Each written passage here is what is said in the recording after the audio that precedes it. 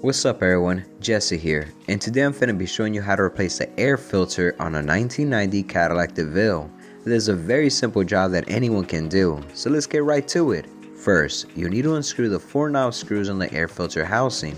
These are hand tied, so you shouldn't need any tools, but if they're stuck on, a pair of pliers can help.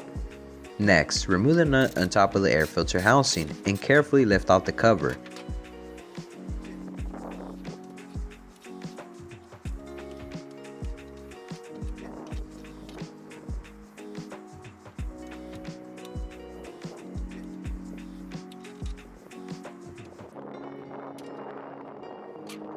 Be gentle with the breather hose, it's fragile and can crack over time.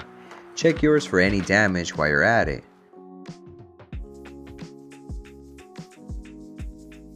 Once the cover is off, you'll see the old filter. Pull out the old filter. If it's clogged with dust and debris, it's time to replace it with a new one. Just drop the new filter into the housing. Simple as that. Now put the cover back on, secure the nut, and secure the knobs back in place. And that's it, you're done. If y'all found this video helpful, make sure to hit that like button. Thanks for watching, and I'll see y'all in the next one. Late.